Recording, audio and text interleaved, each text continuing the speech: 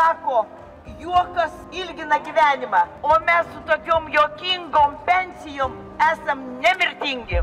Ir aš tikiu, kad ateis pensija, kai invalidai su lasdom ne tik langus įsdaužys, bet turbūt ir jiem leidus padaužys, tai pagražins. Lietuvoje keičiasi prezidentai, Seimo nariai, vyriausybės, ekonominė ir socialinė situacija, bet vienas dalykas metų metus išlieka tarsi įkaltas akmenį – skundai pensijų dydžiais ir negalėjimu gyventi orioje senatvėje. Ką jau čia orioje?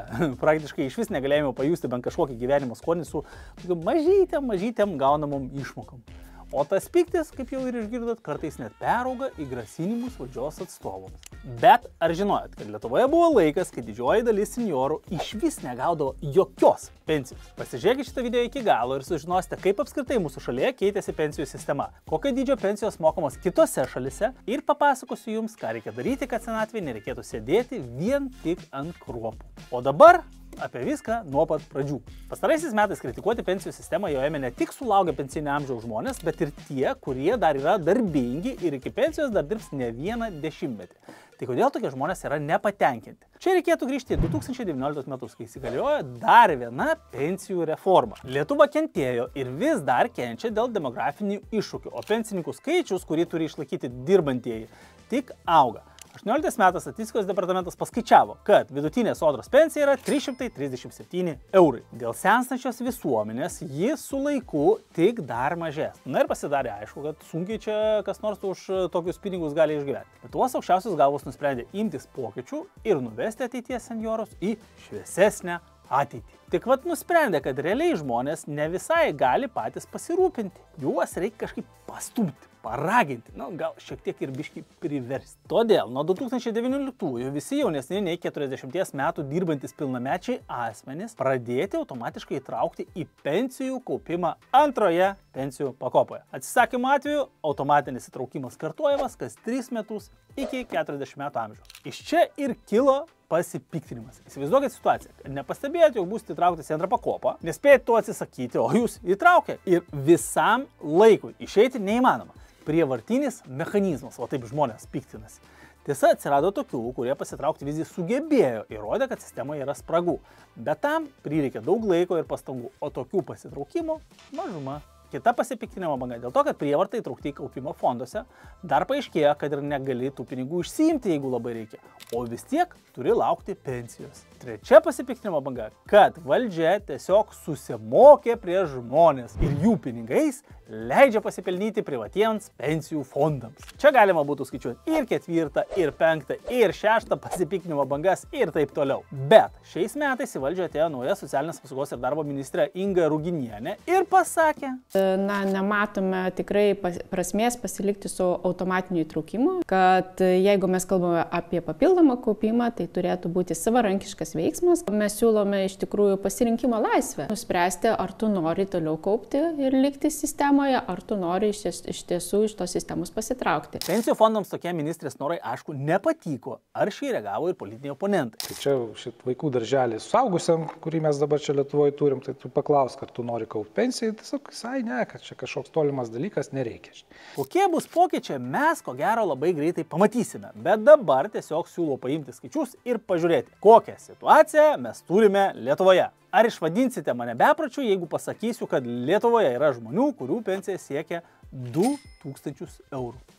Ką padarys, galite vadinti, aišku, bet tai yra absoliuti tiesa. Tik kabliukas tas, kad tokių žmonių Lietuvoje yra 84. Ne 8400, ne 840, o 84. Iš maždaug 600 tūkstančių pensininkų. Tai 0,1% pensininkų gauna 2 gabalus per mėnesį. Aišku, labai rimtai. Yra ir tokių, kurie gauna tarp 250 ir 320 eurų. Tokių yra 5000. Parašykite komentaras, kaip jums atrodo, su tokia suma, jeigu neturi jokių kitų samtaupų, ar išvis įmanoma išgyventi? Ar nelabai. Didžioji dauguma pensininkų, beveik 70 000 arba 12% nuo visų senjorų gauna tarp 7 ir 800 eurų. Kyla klausimas, o ko čia taip visi pyksta dėl tų pensijų? Per pastarosius 5 metus pas mus pensijos išaugo dvigubai. Nuo vidutinės 344 eurų pensijos neturintiems privalojimo stažo 2019 metais iki 600 eurų praėjusiais metais. O šiemet turėtų pasiekti ir 673 eurų. Jeigu su privalomuoju stažu, tai iš vis 701 eurus. Visai gyventi galim. Negalima žiūrėti tiesiog į nuogus skaičius ir kažką spręsti. Išvadas reikia pasidaryti per tam tikrus pjūvius. Taip, Lietuvos pensijos indeksuojamas. Tai reiškia, kad jų dydis periodiškai didinamas, siekiant išlaikyti realią jų vertę ir prisitaikyti prie infliacijos bei kitų ekonominių pokyčių. Bet kad ir kaip beskaičiuotumėm, Europoje Lietuva vis tiek patenka tarp prasčiausių rezultatų. Eurostat duomenys rodo, kad Lietuva makaluojasi kažkur sąrašo pabaigoje tarp visų ES šalių. Pagal tai, kiek mūsų valstybė išleidžia pensijoms. Mūsų šalies išlaidos pensijoms siekia tik apie 7% nuo bendro vidaus produkto, kai ES vidurkis yra beveik 13%. Pačiame dugne mes esame ir pagal kitą rodiklį. Išėjusi pensija lietuviai finansiškai nukenčia bene labiausiai Europoje. Vidutiniškai pensija išėjusi Lietuvoje pajamos sumažėja 64%. Paprastai skaičiuojant, jeigu jūsų pajamos prieš pensiją yra 1000 eurų, tai pensijoje jos sieks tik 360 eurų. Ir nepanašu, kad ateityje bus geriau. Pernai ekonominio bendradarbiavimo ir plėtros organizacija ištyrė 38 valstybės ir nustatė, kad Lietuvoje 2000-aisiais gimę ir 22-ais pradėję dirbti asmenys išėję pensiją gaus vos 28,9% vidutinio atlyginimo. Tai yra mažiausias rodiklis tarp visų tirtų valstybių. Na, neskamba kaip senatvė, kurią galėsim smagiai leisti keliaudami ir pramagaudami, ar ne? Aišku, kad Europoje yra nemažai valstybių, kurių pensijos yra mažesnės nei Lietuvoje. Bet ar tikrai mes norim lygiuotis į Moldovą, Baltarusiją, Sakartvelą, Albaniją, Juodkalniją, gal ir tą pačią Kroatiją nelabai jau norisi lygiuotis. Nors aišku, ten labai gražu, sutinku, gamta, ten viskas, bet ne pensijų. Tačiau reikia įvertinti ir kitą aspektą, kaip pensijos dydis koreliuoja su pragyvenimo lygiu. Ir čia ekspertai paskaičiavo, kad Lietuva vėlgi yra kažkur dugne. Vidutinė suma reikalinga pragyvenimo Lietuvoje yra maždaug 20% didesnė nei gaunama vidutinė pensija. Žodžiu, kad ir kaip tu čia bandai vartyti ir žiūrėti, rezultatas gaunasi toks pat.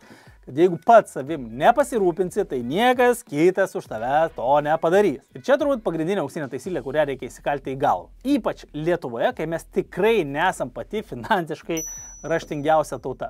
Skaičiai kalba patys už save. Daugiau nei pusė lietuvių netekę pajamų neišgyventų nė 3 mėnesių. Aišku, visada gali išeiti pensiją ir gauti savo 3, 4, 5, 600 eurų ir pabandyti gyventi. Bet ar tikrai patiks toks gyvenimas? Visada galim galvoti, kad man dar čia iki tos pensijos ten 30, 40 metų ir iš viso, kam čia man kažką tai daryti, o gal aš jos ir net nesulauksiu. Aš pats kažkada galvoju, kad pensija dar čia toli ir man nėra ko rūpintis. Bet laikas pralėkė kosminiu greičiu ir man iki pensijos liko 18 metų. Ir jeigu nebūčiau pradėjęs domėtis finansais, taupimu, investavimu, kai man buvo apie 30.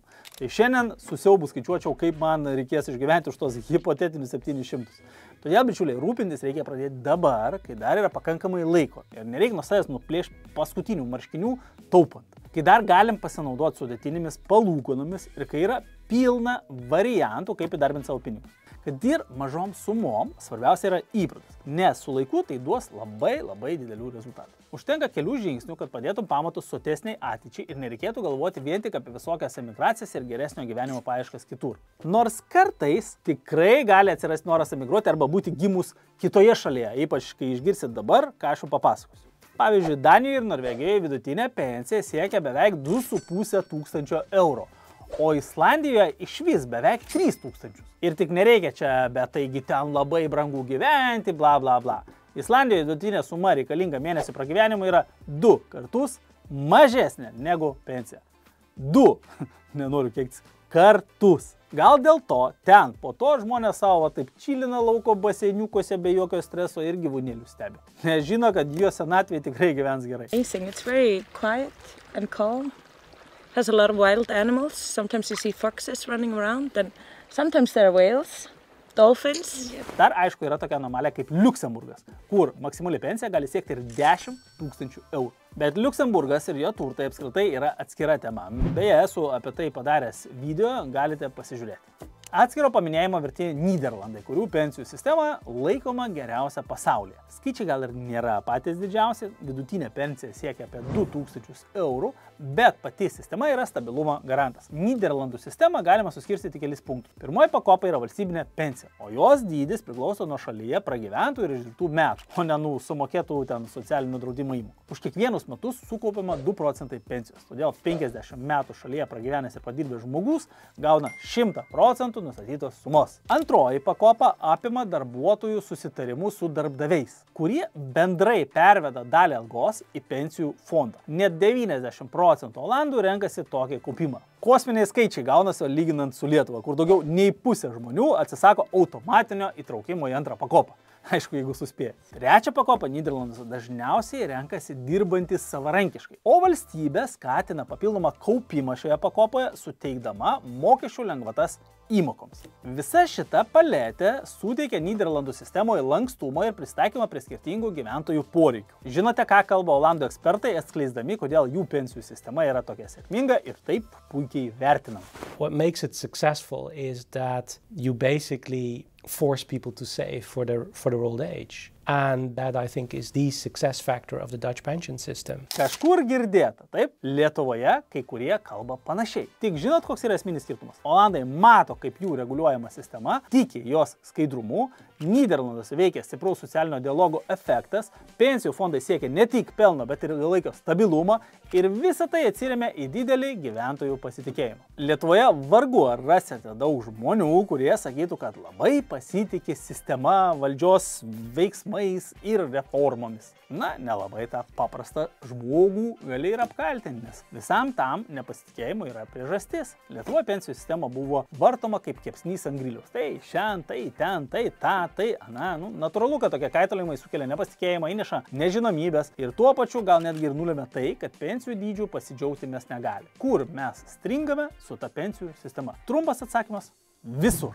Bet papasakosiu ir išsamiau. Atsimenat, sakiau, kad buvo laikas, kai Lietuvoje net nelabai galėjai tikėtis pensijos. Tikras faktas. Tarpukario Lietuvoje nespėta įgyvendinti pensijų draudimo. Tai kažkiek pinigų valstybė kaip pensiją mokėjo tik labai mažam ratui žmonių.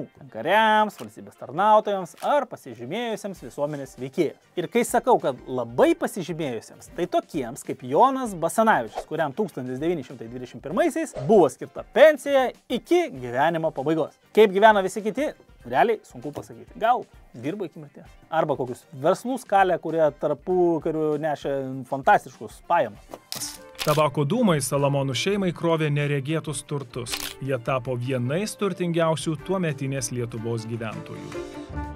Sovietmečio Lietuvoje gyvendinta visuotinė pensijų sistema ir į ją įtraukti įvairių profesijų atstovai. O 20 amžiaus 70-metyje senatvės pensijos išmokas gaudavo ir visi darbuotojai. Reikalingos lėšos ateidavo iš Maskvos. Ir surprise, sovietinės pertvarkos laikotarpiu tapo aišku, kad sovietai nėra pajėgus įgyvendinti įsipareigojimų. 90-aisiais Lietuvai buvo planuotas kelių šimtų milijonų rublių deficitas socialiniams reikmėms. Kelis dešimtmečius veikiančią sovietinę sistemą Lietuva pakeitė jau atkūrus nepriklausomybę. 94-aisiais, nes pokyčiai buvo reikalingi dėl tų pačių amžinų problemų. Visuomenė senėjo ir darbingų žmonių skaičius mažėja. Įgyvendinta reforma, kuri bazinę pensiją padidino 3 kartus. O metų valdžia priėmė sprendimą dar kartą perskaičiuoti pensijas, bet aiškumą, ar nauja sistema padės užtikrinti stabilias pajamas senatvei, vis tiek trūko. Ir tas 95 metų laikotarpis gerų ženklų vis tiek nedavė.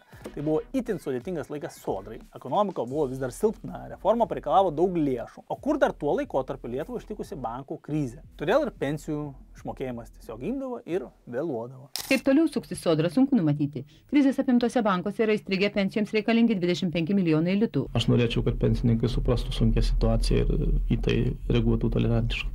Norėt galim daug ko, bet kai žmogus negauna jam priklausančių pinigų ir nežino, kaip pragyventi, tai tiek to tolerantiškumo ir gali būti. Apskritai, pirmuosius kelerius nepriklausomos Lietuvos metus visuomenės suvokimas, kaip taupyti ir kaupti pinigus, buvo ribotas.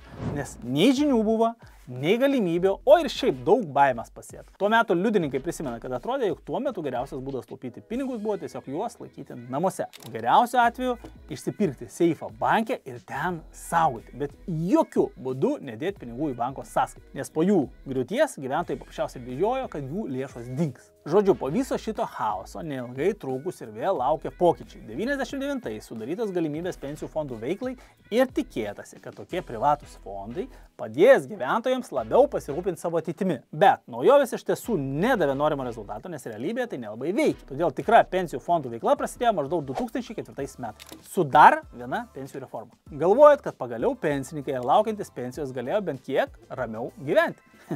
Nė velnio, nes 2008 metais atėjo krizė ir 2009 metais valdžia nusprendė, kad reikia mažinti įvairias išmokas ir pensijas. Visuomenė į tai atsakė, kad reikia eiti daužyti Seimo langus. Revoliucija? Kodėl?